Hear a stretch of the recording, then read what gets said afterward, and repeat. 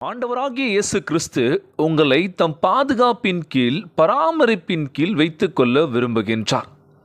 எனக்கு செவி கொடுக்கின்றவன் எவனோ அவன் விக்கிரமின்றி வாசம் பண்ணி ஆபத்திற்கு பயப்படாமல் அமைதியாயிருப்பான். நீதிமொழிகள் 1 இறைத்திருவசனம் 33 சொல்லக்கூடிய அழகான வார்த்தைங்க. என் அன்பு சகோதர சகோதரிகளே, ஆண்டவர் நாமத்திற்கு சோத்திரம். தினம் ஒரு ஜப வழியாக பேசிக்கொண்டிருப்பது உங்கள் அன்பு சகோதரன் பிரபு. எப்படிங்க இருக்கீங்க? இன்றைய நாள் எப்படிங்க போச்சு? உங்களுக்கு மகிழ்ச்சியாக இருந்தீங்களோ? எப்போவுமே சந்தோஷமாக இருங்க.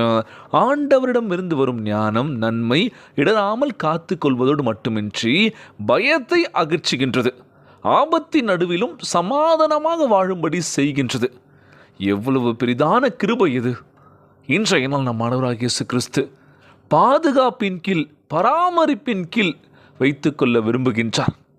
எனக்கு செவி கொடுக்கின்றவன் எவனோ அவன் விக்கிரமின்றி வாசம் பண்ணி ஆபத்திற்கு பயப்படாமல் அமைதியாக இருப்பான். இன்னைக்கு பயம் நம்ம வாழ்க்கையை ஒரு வழி பண்ணுதலாம். எங்கெங்கேயோ என்ன பிரச்சனை நடந்துகிட்ருக்கு. ஒவ்வொரு நாளுமே பிரச்சனை நடந்துகிட்ருக்கு. ஒவ்வொரு விஷயம் நடந்துட்டு தான் இருக்குது. அப்டேட்ஸ் வந்துட்டு தான் இருக்குது. என்னடா இது இப்படிலாம் பண்ணுறதுக்கு இப்படிலாம் மனசு வருது அப்படின்னு சொல்லி நடக்குதுலாம். சமீபத்தில் இந்த கூடுவாஞ்சேரி சைடில் ஒரு விஷயம் நடந்ததுங்க. வெளி மாநிலத்தை சேர்ந்த 2 பேர் ஒருத்தவங்களை என்ன பண்ணியிருக்காங்க, வெட்டி அவங்கள வேக வச்சு பிரியாணி தேசில் வேக வச்சு அதை பேக் பண்ணி வெளி மாநிலத்துக்கு கொண்டு போயிருக்காங்க. ட்ரெயினில் ஆக்ராவில் போய் அந்த ட்ரெயின் உள்ளே இருந்திருக்கு. அங்கே கண்டுபிடிச்சிருக்காங்க இந்த மாதிரி இந்த சுக்கேஸில் ஒரு மாதிரி நாற்றம் அடிக்குது அப்படின்னு சொல்லி பிரித்து பார்த்தா நல்லா பீஸாக போட்ட மனித உடல் பாகங்கள். அப்படியே எப்படா இப்பெல்லாம் மனசு வர்றது அப்படின்ற மாதிரி இருக்கலாம். இன்னும் பிடிக்கல, தேடிட்டு இருக்காங்களா அந்த குற்றவாளிகளை. எப்படி தான் பண்ணிகிட்ருக்காங்களா? ஒவ்வொரு சம்பவங்கள் நடக்கும்போதும் பதறுது, என்னடா இது அப்படின்ற மாதிரி. யாரை நம்புறது யாரை நம்பக்கூடாதுன்னு ஒன்றும் புரியல. சென்னை மக்களை பொறுத்த வரைக்கும் என்னென்னா, வீடு வாடகைக்கு வருதுன்றது விசாரிக்கணும். இவங்க எங்கே இருக்காங்க, எப்படி பண்ணுறாங்கன்னு விசாரிக்கிறது கிடைக்கிறதா என்னன்னு தெரியல. வெளி மாநில மக்கள் தான் இது மாதிரி பண்ணிகிட்ருக்காங்க. சென்னை மக்கள்லாம் கொஞ்சம் உஷாராக இருக்கணும்ல. ஸோ இந்த மாதிரியான விஷயங்கள் நடக்கக்கூடாது. மேலும் இந்த மாதிரி சம்பவங்கள் எந்த மாநிலத்திலையும் நடக்கக்கூடாதுங்க. ஒரு உயிரை சாகடித்து துண்டாக வெட்டி வேக வச்சு மசாலாலாம் தடவி ரொம்பவே கொடுமையான ஒரு விஷயம் இல்லை இது. இந்த மாதிரி நடக்கக்கூடாது ஆண்டவரே. ரொம்பவே கஷ்டமாக இருந்த ஒரு விஷயம் இதுதான். ஸோ அது மட்டும் இல்லாமல் எங்கே பார்த்தாலும் விபத்துக்களும் அதிகமாக தான் இருக்குது. சாலை விபத்துக்கள். அது பைக் ஓட்டுறவங்க பார்த்திங்கன்னா செம்ம ஸ்பீடு, சீக்கிரமாக போய் வாழ்க்கையை முடிச்சிக்கணும்ல. நிதானமே கிடையாது இப்போ இருக்க பசங்களுக்கெல்லாம். வேகமாக ஓட்டி வேகமாக லைஃப்பை முடிச்சிக்கணும்ல. வாழ்க்கையில் ரொம்பவே முக்கியம் பொறுமை. ஸோ என்ன வேணால் நடக்கலாம், எப்போ வேணால் எப்படி வேணால் நம்ம மாறும் வாழ்க்கை. ஸோ அதனால் வாழ்க்கையில் நிதானமாக இருங்க. பொறுமை கடலிலும் பேருது அப்படின்னு சொல்லுவாங்க. ஸோ இன்றைய நாள் நம்ம ஆண்டவராகிய இயேசு கிறிஸ்து எதை பற்றியும் கவலைப்படாதீங்க, உங்கள் கால் இடராதபடி பாதுகாத்து கொள்வார் என்று சொல்லியிருக்கார். நேற்று தினம் நான் சொன்ன விஷயம் தான்.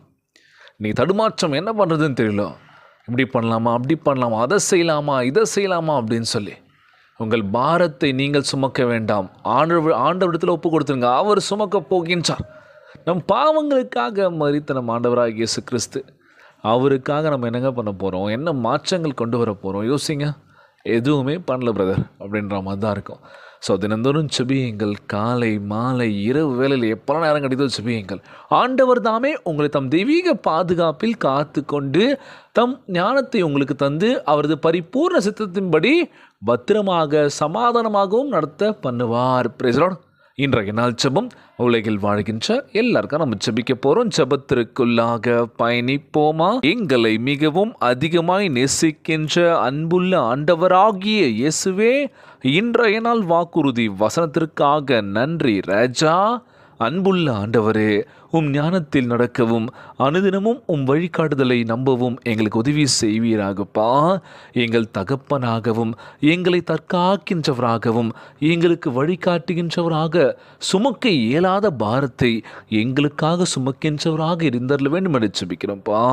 எங்கள் குடும்பத்தை உம் பாதைகளில் வழிநடத்தி எங்களை உம் மகிமைக்காக பயன்படுத்தி அருள வேண்டும் என்று கெஞ்சி மன்றாடுறோம்ப்பா. இயேசுவை குறித்து சாட்சி கொடுக்க அநேகர் எழும்பி அவர்களை லட்சக்கணக்கானோருக்கு ஆசீர்வாதமாக மாற்றினீரே, எங்கள் வாழ்க்கையை நீர் மாற்றுவீர நம்புகிறேன் ஏசப்பா. தேவைகள் எல்லாவற்றையும் அருள செய்திருவீராக. உமக்கு ஊழியம் செய்கின்றவர்களுக்கு ஞானத்தை அளிப்பதோடு தேவை உள்ளவரையும் விசாரித்திட வேண்டும் என்று ஜெபிக்கிறோம்ப்பா. அனுதினமும் காலையில் பரிசுத்த ஆவியானவரின் பாத்திரமாக சமாதானமாகவும் பயமின்றி நடப்பதற்கு எனக்கு உதவி செய்ய வேண்டும் என்று ஜெபிக்கிறோம்ப்பா. இந்த ஜெபத்தை கேட்டுக்கொண்டிருக்கின்ற அன்பு சகோதர சகோதரிகள், என் அன்பான உறவுகள் எல்லோரையும் பத்திரமா பார்த்துக்கோங்கப்பா. யாருக்கு எந்த கஷ்டங்கள் துன்பங்களை கொடுத்துடாதீங்க ராஜா. நோய் நொடியினால் அவதிப்பட்டு கொண்டிருக்கின்ற ஒவ்வொரு சகோதர சகோதரிகளை உமது கரங்களால் தொட்டு நோயிலாங் சுகப்படுத்துவீராக. உம்மால் கூடாத காரியம் ஒன்றுமில்லை ஆண்டவரே. ஒவ்வொரு குழந்தை செல்வங்களை ஆசீர்வதிங்கப்பா. உடல் தெம்பும் வலிமை தர வேண்டும் என்று கேட்குறேன்ப்பா. கணவன் மனைவிக்குள்ள ஒற்றுமை கொடுங்க, சமாதானத்தை கூட சொல்லி கேட்குறேன்ப்பா. எல்லோரையும் பத்திரமா பார்த்துக்கோங்கப்பா. இன்றைய நாள் ஜெபம் இயேசுவின் விலையேற பெற்ற நாமத்தினாலே ஜெபிக்கின்றேன் நல்ல பிதாவே. ஆமேன், ஆமேன். இயேசுவுக்கே புகழ், இயேசுவுக்கு நன்றி. மரியே வாழ்க. God bless you all.